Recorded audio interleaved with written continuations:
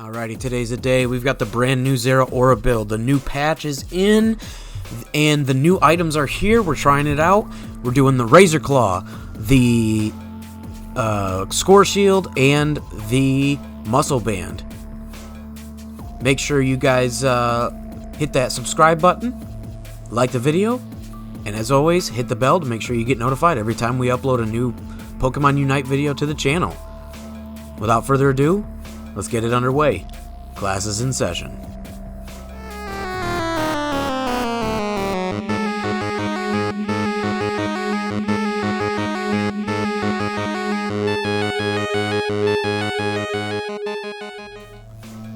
So this build is pretty interesting. Essentially, we're going to be utilizing the sort of sheen proc that we talked about with the new items of the Razor Claw, and we're going to be utilizing the move Spark. It has 3 different ammo charges, so you can potentially get just 3 more sheen procs from that. It's really, really strong, and we're just basically going to be weaving our moves with our auto attacks back and forth the whole game to maximize our amount of damage. We can still just kind of spam when we get into like the team fight combinations. Just the AoE will do a massive amount, but in like the 1v1 duels we have so much more power. As you can see here, we're starting off pretty combat heavy, going against the Squirtle and the Cinderace. Well, right now, Score Bunny. PMC Sport Ninja, so Dougie is in the jungle on the Talonflame. He's also running this exact same build, so Score Shield, Muscle Band, and Razor Claw. He's running it on the Talonflame. He has since changed his mind. He likes the Buddy Barrier over the Score Shield, and he's utilizing the new Fly. But anyways, right here, you can see that I overextend just a little bit, and it's still the early game pressure, and I do get caught out, but it's really not that big a deal because we're just looking for that power spike. As soon as we get Spark, we can really start hopping around and getting those big auto attacks in for the Razor Claw proc. So right here, I'm going to go contest the bees. I'm just going to push him off. Boom, we do get the Vespiquen, which is really big for me. Stacking up points here. I'm going to just take out the Corphish. So me and Pikachu are basically just biding our time. We're just kind of waiting as the top lane goes. Again, keep in mind that we have about 1 minute and 15 seconds till Dread, and we got to rotate down for that. So we're just farming up, making sure that they don't score, just playing our normal top lane. He does end up getting in the bush and stealing a little, range versus melee, and my Pikachu wasn't with me, so there's not really much I could do in terms of pressuring them off. It's one of those kind of, you shrug your shoulders, like stuff happens, you know what I mean? You can't really control it. But it's okay that he just picked up a tiny little bit of farm. But Doug's calling that he wants to come up, and unfortunately, right as we jump in, the Wigglytuff kills us. So we're like, oh man, we are off to a rough start. So you might be wondering, like, how did this game even get posted to YouTube if it's going like this? Well, basically with Zeraora, you're just by the time till you hit that power spike, there's basically 3 power spikes. Once you get Spark, once you get Discharge, and then again, your final Super Saiyan mode is when you finally get your ulti. So I just kind of throw my body up into the fray. Pikachu, I don't really understand what he was doing, but whatever. Doug calls, he says, hey, I'll defend here, you just start rotating down bot for the Dread. I said, alright, no problem. I'm going to take this Bouffalant real quick. I can shred him in 2 seconds, get my Spark, which is exactly what I do. So right there you can see on the mini-map that Haunter's kind of going in right now as the objective spawn. So I'm going to take this little Corphish right here just because they're not quite pushed up for where I want. I'm like, alright, we'll just bide our time. Extra points up here. I'm watching the mini-map the whole time. Doug and I are on Discord and we're communicating just fine.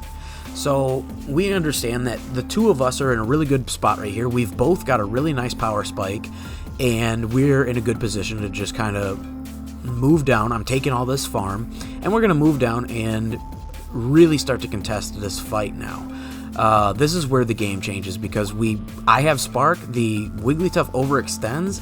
Actually, they all overextend, and they get wiped in that fight right there. The Wigglytuff just gets popped, and the Randy Slowbro was going up the score. I was going to try to defend him just because he has so low HP, and me and Doug were talking like, man, he really should just wait for us. But eventually we do just take the Dreadnought. There's a bunch of points on the ground that we can't pick up, so we're just kind of baiting in this fight right here. So he actually does, Doug's presence down there does force a eject button out of the Ivysaur. So Doug says, look, I'm just going to ult them away. You guys just score. And then the Haunter ends up coming in and trying to fight too. So we just, you know, take him out. It's really, really good the way that works. So we end up completely capping the bot lane. And now we're in a really good spot. So it's like, okay, we've hit the power spike. We're Super Saiyan level 2 now. We've got Discharge and Spark. We've had a huge power spike. Doug just used his ultimate, so that was the power spike there. I'm like, look, I can go up here. I can definitely take care of this Cinderace. Doug gets the last hit, but again, both of us being there, just massive amounts of damage. We pick up all of these free points because our Venusaur was at max 40, and we're like, look, there's only one top. Oh, okay, 2 top. He just moved up, right? So that's kind of what we're talking about in here. We can just wipe this fight. So I don't want to die because I still have 20 points in my pocket. I'm like, I'm just going to let you guys wipe the fight. I'm going to get this B. I'm going to go back to base. I'm watching my mini-map basically the whole time. I see that the Wigglytuff is there and now the Haunter. Like, there's no way I can get in. Even with my ultimate, me and Doug are basically calling, look, it's too risky. Just back off, heal back to full, and you can come back to with full HP with a fresh ultimate. And that's exactly what I do here in the mid. So I'm basically going to super jump into the mid. You can see me taking my time there to make sure that I go to the right spot. And you can see, boom, just instant double kill. And spoiler alert, we're about to get a triple kill here on the Wigglytuff, and that's where Zeraora really pops off. That is Super Saiyan 3, so you can see the 3 levels of power spike where I'm waiting. Okay, I got a power spike, let's force a fight. Okay, waiting for the next power spike. Okay, force a fight, waiting on your cooldowns. This is a very cooldown-oriented build where your Zeraora always is, but... So right here, I overextend just a little bit. You could see that the Randys were kind of like pinging, like, let's fight. I jump in, but they don't really follow me. The Slowbro, maybe he was on cooldown or whatever, but oh well. Doug is getting nice and fed here, so that's okay. So you can see right here that the Zeraora is actually going to get nice, or the Talonflame's getting nice and fed while the Zeraora is running around and kind of being that pseudo frontline. It's okay that I'm dying a bit because we're doing really good damage. So what I want to make sure that we do here is I'm going down with Doug to make sure that we secure the Dreadnought, which I do with a Spark, which is really good. That was the Spark Razor Claw proc, and that's just that really big Razor Claw, like as we call from League of Legends, that Sheen proc. So we're going to go up here. We're just going to take out the fight with the Blastoise because they only had one here. So we're just going to, boom, pop him, and now we're all going to score. I've got the 50, Doug's got the 40, the Venu's got like the 20, and boom, I dodge out of there. I pop my ultimate, and you can see that big ring. I go right back in. You can see that I'm jumping in and out of the fight like that, and now I'm going to score another 35, which is just awesome for me. So we have 1 minute left, and we're killing it in terms of points. We get the big green sticker coming down from the top. So I catch out the Cinderace, and I'm actually going to go try to take him here with the Slowbro, but obviously the Slowbro was just a little bit late. Again, Randy's, there's not much we could do there, but the rest of the team ends up picking up the kill after I died. So again, like, I'm sort of like the martyr. It's okay that I died because we gained so much from it, and I kill, like, alright, take out most of the Cinderace health, so he's basically out of the fight anyways, and it wasted his ultimate for the upcoming Zapdos fight. So it kind of gained a lot there by me dying. It was okay that I died. Do you know what I mean? So we're jumping back to mid. Doug's got 40 in the bank. The Venu's got 50 in the bank. Doug accidentally just barely died, you know, but I end up coming behind and picking this up. And again, a huge team fight here. Just all that massive AoE coming through. Pop my ultimate, pop the discharge, go sparking through. Everybody gets slammed. And you can see right here, it's basically a triple kill for the Zeraora. So we're picking up all of these orbs, and I'm basically going out here to make sure that I'm basically playing martyr again. I'm like, look, this is kind of my job this game. I'm just going to keep going forward. I want to make sure that they stay in the base. Like, I know I can't score, but I just want to make sure that they're just staying in the base for longer, even for a second or two, while we're picking up the Zapdos.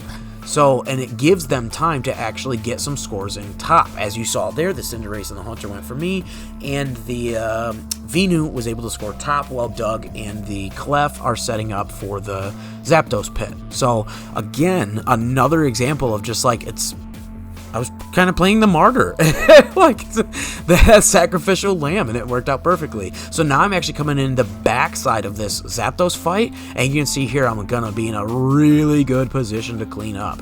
So I'm coming in here. I popped my potion over the poison. I popped my discharge because I thought that they were going to walk in on me. He doesn't, so I go aggro on him. So boom, right here. And I get dropped, unfortunately, by the Zeraora ulti. So not the greatest showing here, but that's okay, because what happens is we're going to end up picking up the... Boom! There it is! We pick up the Zapdos with our own Venusaur. So Doug is going to clean up the team fight here with the Talonflame, picks up the Cinderace, and you can see there now, boom. Enemy team surrender. So GG, really well played, really good video. Hope you guys like it. Make sure that you guys comment down below what you think about the Zeraora build, what you think about the Talonflame build, and this is kind of one of the duels that we're working on right now in ranked. We are setting, there's a graph right there. So we didn't really score anything until, like, you know what I mean, like 4 minutes into the game. But then once we hit that power spike, once we had the spark, once Doug was evolved with his ultimate, then we really just kind of ran home with it, and we were able to just rotate around and win all the team fights. And as you see right here, like, Doug just killed it with damage. The Venusaur did a lot. I did the most damage on the entire team, the entire game, excuse me. Just really good control. So let us know what you think about this new OP Zeraora build. Until next time, I'm Justin. Class is dismissed.